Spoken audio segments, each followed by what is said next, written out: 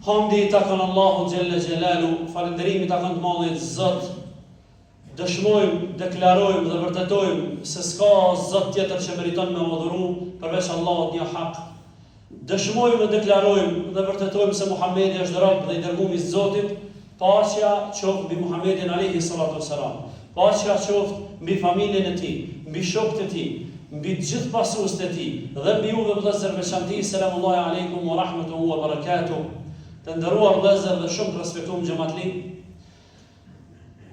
Javën e kaluar folëm pak për çështjen e cila ka të bëjë me atë se çfarë i dha Islami botës, çfarë i dha Islami dhe muslimanët, çfarë i dhan botës mbar dhe Evropës në veçanti. Sigurisht që ato vitet e arta dhe atë nuri dhe atë dritë të cilën e shpërndau Islami dhe muslimanët për gjatë shekujve në botë dhe në Evropë, sigurisht që ajo dritë filloi të dobësohet dhe i ka shkaqet e veta të brendshme dhe të jashtme për dobësimin e saj, që ndoshta do të merremi me këto shkaqe ligjëratat veçanta. Por ajo që apo na intereson tani në pika të shkurtra, me marrë një pasqyrë shumë të thjeshtë, të shkurtër, një aspekt historik më shumë, që flet mbi atë se pas ramjes këtyre muslimanëve, pas degradimit të tyre, a mos vallë humbi diçka dhe bota përveç muslimanëve që humbën? Po, sigurisht, me ramjen e muslimanëve kanë pësu vetë muslimanët, por jo vetëm. Kanë humbë edhe bota diçka. Kanë humbë edhe bota diçka. Të nderuar vëllezër, është mirë që i riu musliman me pas këtë pasqyrë të qartë dhe me lexuar këto fusha, me zgjeru diapazonin e diturisë së tij mbi kronologjinë historike të ramjes së muslimanëve dhe ndodhime se çfarë ka ndodhur në botë dhe çfarë ka ndodhur në Evropë pas ramjes së muslimanëve. Prej atyre gjonat të cilat janë shfaq sisteme të ndryshme, të cilat sisteme janë thirrë në emancipim të njerëzit, e të drejtësisë, e lirive të drejtave të njerëzit, e kështu me radhë, qoftë ai sistemi quajtur komunist, komunizmi, kapitalizmi, ateizmi, më vonë kështu me radhë, me të gjitha degët e veta, me të gjitha izmat e ndryshme të shumë të cilat janë shfaq pas ramjes së muslimanëve, e deri në ditët e sotshme që po jetojmë. Fillimisht është me këto sisteme ta rikujtojmë se shumica prej neve i dinë këto gjona, edhe i kanë përjetuar në përkohra shumë prej xhamatliveve. I kanë përjetuar dhe ende po i përjetojnë. E para maksim që ata rënuan, e para në vlerë që ata rënuan, sistemet tjera, jashta islamit rënuan lidhjen e robit me Zotin, rënuan vlerat morale, edukative, shpirtërore, anën shpirtërore përballë asaj materiale. Anën shpirtërore përballë asaj materiale. Ka statistika të ndryshme, të çuditshme, të habitshme në këtë drejtim.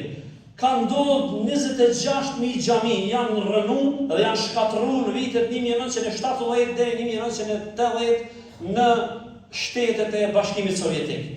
Pastaj në Shqipëri në 67 u mbyllën të gjitha xhamiat dhe kishat. Edhe u shpall vendi i parë ateist në botë.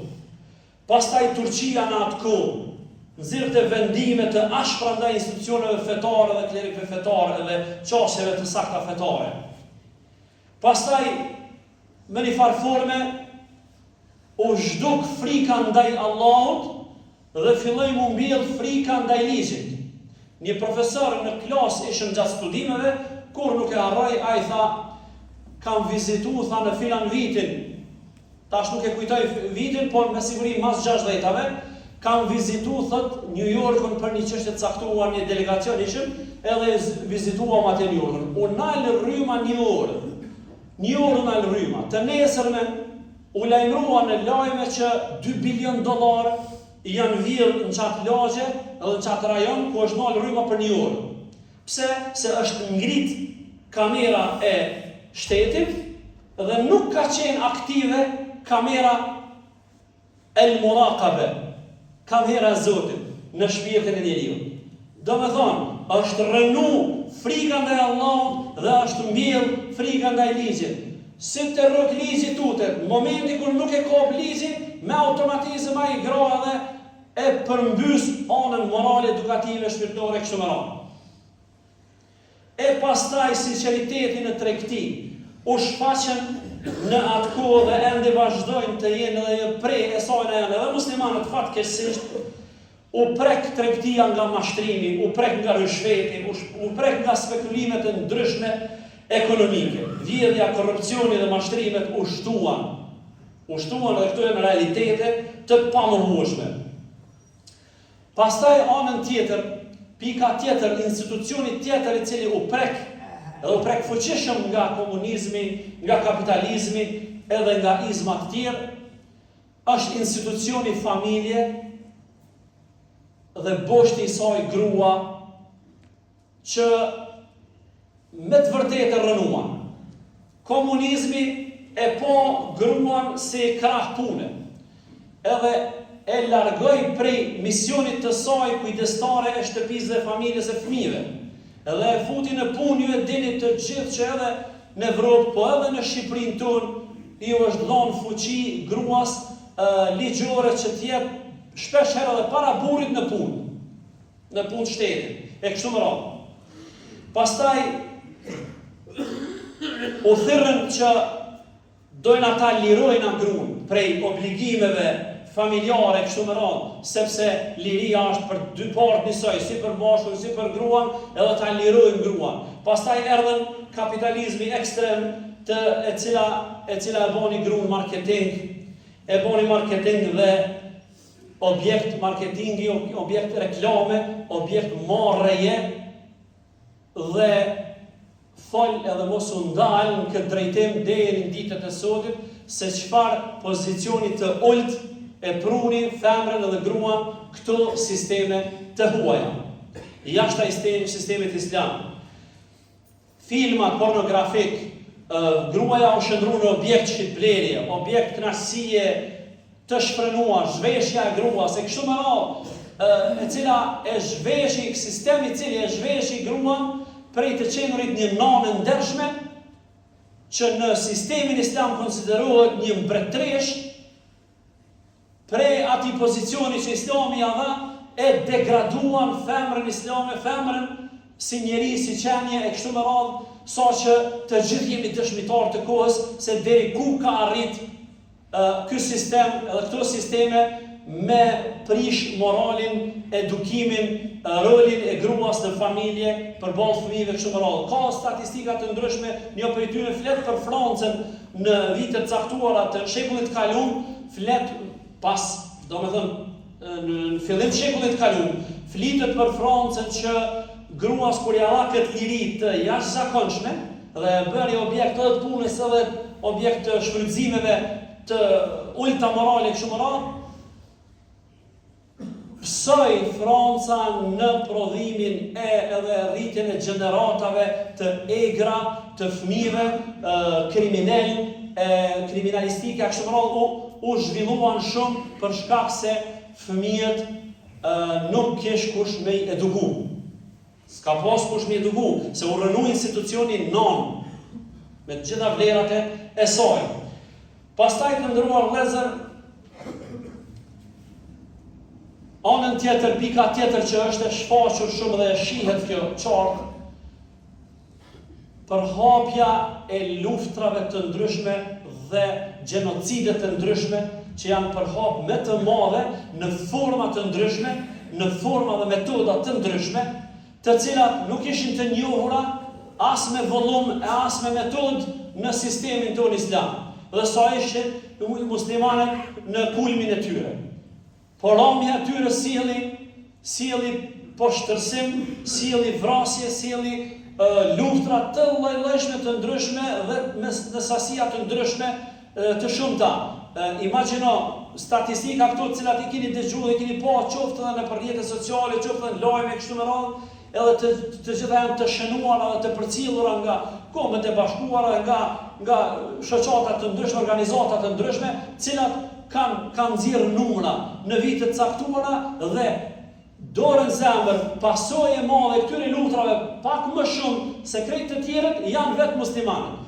Kanë ra prej më shumë ka të mbytur e të përsekutuar nga ana e muslimanëve prej sistemeve tjera se sa vetë me zveti ata.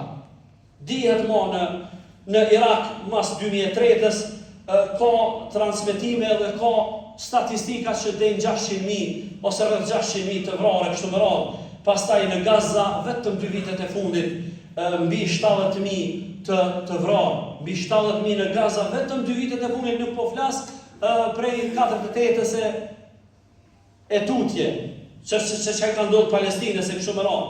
Pastaj në Bosnjë vrasjet edhe mbytjet. Pastaj në Kosovë ka shifra këto, secila pe këtyre shteteve që na veç po I përmendim kështu ka lindhim ja rikujtuar vetes edhe juve, secila mban mrapa shifra marramendse të vrasjeve e kështu me radhë. Pastaj në Kosovë rreth mbi 13.000, e në Borma atje e kështu me radhë. Këto nuk janë konflikte spontane, vllazni, nuk janë konflikte spontane, por pasojë të drejtë për drejtë të sistemeve që e vendosen në interesin ekonomik dhe ideologjik para nderit edhe moralit edhe shpirtërorës. Pra, pas rënjes së sistemit islam, që ruante me një farë forme balancën mes shpirtërorës dhe materiales, bota ka humbur modelin e pastër të drejtësisë, modelin e familjes, modelin e moralit në tregti, modelin e vlerave të nënës dhe të familjes, modelin e respektit për njeriun dhe mbi të gjitha humbi lidhjen me Zotin. Ideologjik e përkohshme premtuan parajs në tokë, por sot dhe luftra, imoralitete, zvrasti shpirtërore dhe trazira shpirtërore dhe shoqërore. Ndërsa Islami me sistemin e tij të balancuar mes adhurimit, moralit dhe drejtësisë dhe familjes mbetet udhëzimi I vetëm, mbetet platforma e vetme që ndërton njeriu dhe botën me drejtësi, me mëshirë dhe me stabilitet.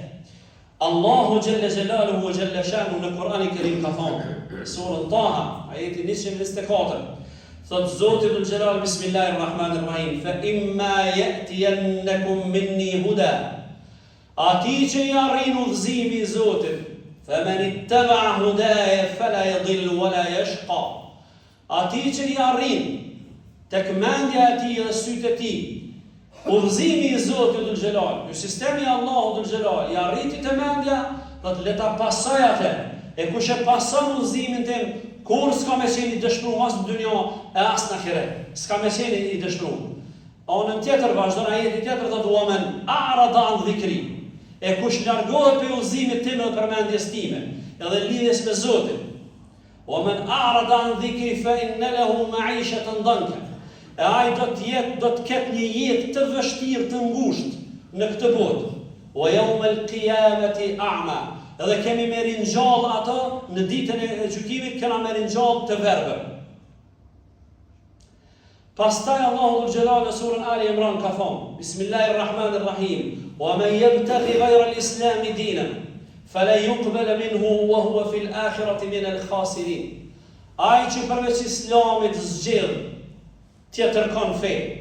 Ai që përveç fesë islame ka përzgjedh sisteme fe tjera, do të jetë I humbur, edhe në ahiret ka me qenë shumë I humbur, min al-khasirin, pe të dështuar dhe të humburve. E lust madhin Allah Dhul Jalal që të na mbron fen ton, shpirtat ton. Na bën prej atyre që me të vërtet kanë kujdes për imanin e tyre, për fenë e tyre, për fetarinë e tyre, individuale, familjare, por edhe shoqërore. Allah na mundsoft ja Rabbil Alamin që ta rizgjojmë imanin edhe islamin në shpirtat tonë, e ta rizgjojmë atë në familjet tona, por edhe në shoqëritë tona, sepse aty janë vlerat shpirtërore edhe vlerat morale. Deri në gjumon e ardhshme, assalamu alaikum wa rahmatullahi wa barakatuh.